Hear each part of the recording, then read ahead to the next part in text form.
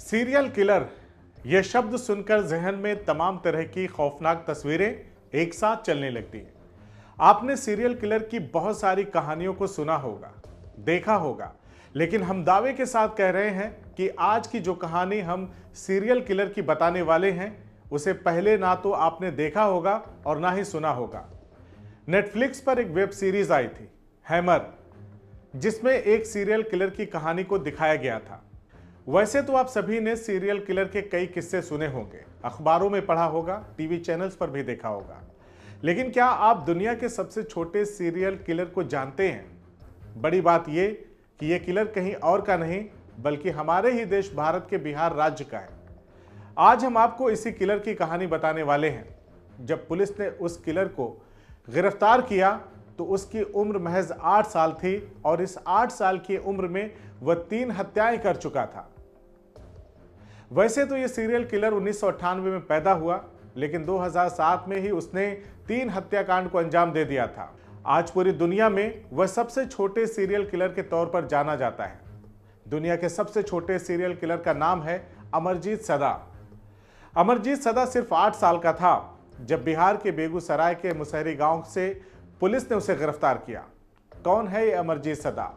उसे क्यों सनक सवार हो गई थी लोगों की हत्याएं करने का? आज की खबर में इसी बात की पड़ताल करेंगे। नमस्कार, आदाब। आज की सच्ची कहानी है बिहार के बेगूसराय से। बेगूसराय जिले के एक छोटे से गांव मुसहरी की हरी भरी धरती पर 2007 में एक ऐसी घटना घटी जिसने पूरे देश को झकझोर कर रख दिया। इस गांव से एक ऐसा नाम सामने आया जिसने न केवल भारत बल्कि दुनिया भर में सनसनी फैला दी।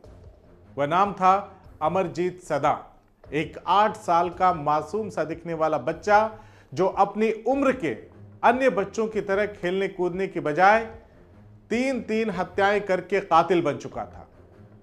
एक 3 माह की बच्ची जो अपने घर के आंगन में खेल रही थी, अचानक एक दिन गायब हो जाती है। परिवार वाले उसे ढूंढते हैं, पूरा गांव छान मारते हैं, लेकिन उस बच्ची का कहीं पता नहीं चलता। थक हार कर उस बच्ची के माता पिता पुलिस के पास जाते हैं। पुलिस गुमशुदगी का मुकदमा दर्ज करती है और बच्ची की तलाश शुरू कर देती है। कुछ समय बाद ही पुलिस को बच्ची की लाश मिलती है। इसके बाद पुलिस बच्ची की हत्या का मामला सुलझाने में लग जाती है। पुलिस वाले जब बच्ची के माँ बाप से पूछते हैं कि क्या तुमको किसी पर शक है, तो बच्ची के माँ बाप ने हत्या का शक अपने पड़ोस में ही रहने वाले 8 साल के बच्चे पर जताया, जिसका नाम था अमरजीत सदा। अमरजीत के बारे में सुनकर पहले पुलिस हैरान हो गई और उसने इस बात पर यकीन ही नहीं किया, लेकिन जब सबूत उसी की तरफ इशारा करने लगे तो पुलिस ने उसे हिरासत में लेकर पूछताछ शुरू किया। सबसे बड़ी शॉकिंग की बात तो यह थी कि उस 8 साल के बच्चे ने पूछताछ के दौरान पुलिस से कहा कि पहले मुझे बिस्किट खिलाओ फिर बताऊंगा। इसके बाद पुलिस वाले बिस्किट मंगाते हैं और उसे खाने के लिए देते हैं। उसके बाद उसने पुलिस को बताया कि हाँ, बच्ची की हत्या तो उसी ने की थी। इसके साथ ही उसने 2 और हत्याओं की भी बात कबूल की। यहां तक कि कुछ समय पहले उसने अपनी छोटी बहन की भी हत्या की थी, जिसके बाद उसके माँ बाप ने सबसे छुपा लिया था। इस तरह उसने जब पहली हत्या की तो उसकी उम्र 8 साल के करीब थी। अमरजीत आगे बताता है कि यह पहली बार नहीं था। उसने बताया कि कुछ महीने पहले उसने अपनी छोटी बहन को मार डाला। उसकी बातों में यह साफ हो गया था कि उसे अपनी हरकतों के प्रति बिल्कुल कोई परवाह नहीं थी। वो बिल्कुल निर्भीक था, निर्दयी था। अमरजीत ने यह भी कहा कि उसने अपनी चचेरी बहन को भी मारा था। 3 हत्याओं की श्रृंखला किसी भी आम इंसान को झकझोरने के लिए काफी थी। अमरजीत के माता पिता को उसकी पहली हत्या के बारे में पता था, लेकिन उन्होंने इसे छिपा लिया। छोटी बहन की हत्या के बाद उन्होंने इस घटना को गांव वालों के सामने भी उजागर नहीं होने दिया, जिसका परिणाम यह रहा कि वो आगे चल करके सनकी कातिल बन गया। अमरजीत के परिवार और समाज ने उसकी मानसिक स्थिति को गंभीरता से नहीं लिया। उसकी छोटी उम्र और मासूम चेहरे ने हर बार लोगों को धोखा दे दिया और वह हर बार बच निकला। लेकिन तीसरी हत्या के बाद वो सीधा शक के घेरे में आ गया था। अमरजीत को गिरफ्तार कर लिया गया और मनोचिकित्सकों की एक टीम को बुलाया गया ताकि पता चल सके कि वो आखिर क्यों कर रहा था ऐसा। जांच में पता चलता है कि वो कंडक्ट डिसऑर्डर नामक मानसिक बीमारी से ग्रस्त था। दूसरों को चोट पहुंचाने में खुशी महसूस करना, किसी की भी परवाह न करना और ऐसा बर्ताव करना जैसे कि कुछ हुआ ही ना हो, इस बीमारी के प्रमुख लक्षण होते हैं। मनोचिकित्सकों ने यह भी पाया कि अमरजीत को अपने किए पर कोई पछतावा नहीं था। उसने मुस्कुराते हुए और गर्व के साथ अपनी हरकतों को पुलिस वालों को बताया। मुसहरी गांव के लोग भयभीत थे। एक बच्चा जिसे वो मासूम समझते थे उनके बीच एक राक्षस बनकर उभरा। हर किसी के मन में यही सवाल था कि इतनी छोटी उम्र में कोई इतना निर्दयी और शातिर कैसे हो सकता है। इस घटना के बाद गांव की महिलाएं अपने बच्चों को घर से बाहर नहीं निकलने देती थी। भारत के कानून के मुताबिक 18 साल से कम उम्र के बच्चों को बाल अपराधी माना जाता है। इसीलिए अमरजीत को जेल भेजने के बजाय सुधार गृह भेजा गया।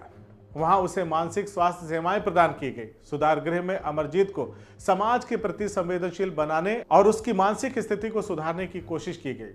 अमरजीत की कहानी ने उस वक्त पूरे देश में बहस छोड़ दी थी। क्या यह मामला पूरी तरह से मानसिक बीमारी का था या इसमें समाज और परिवार की भी कोई भूमिका थी? क्या अमरजीत को बेहतर परवरिश और सही मार्गदर्शन मिलता तो वह इस भयावह राह पर जाता? क्या यह घटना गरीबी और शिक्षा की कमी और सामाजिक उपेक्षा का परिणाम थी? अमरजीत सदा की कहानी ने सवाल उठाया है कि क्या कोई बच्चा जन्म से अपराधी हो सकता है? क्या सामाजिक परिस्थितियां, परिवार और माहौल किसी बच्चे को इस हद तक बदल सकते हैं? यह भी स्पष्ट नहीं है कि सुधार गृह में बिताए गए समय के बाद अमरजीत का क्या हुआ। क्या वह एक सामान्य जीवन जी पाया या उसकी प्रवृत्तियां उसके साथ बनी रहीं? अमरजीत सदा की कहानी एक चेतावनी है, न केवल माता पिता और समाज के लिए बल्कि उन सभी के लिए जो बच्चों की मानसिक स्वास्थ्य समस्याओं को नजरअंदाज करते हैं। यह घटना दिखाती है कि बच्चों के आचरण और उनके मनोविज्ञान को समझना कितना जरूरी है। अमरजीत का अतीत हमें यह सोचने पर मजबूर करता है कि क्या उसकी स्थिति को रोका जा सकता था अगर समय रहते उस पर ध्यान दिया गया होता। आज भी अमरजीत सदा की कहानी लोगों के शरीर में सिहरन पैदा कर देती है जो इसे सुनते हैं।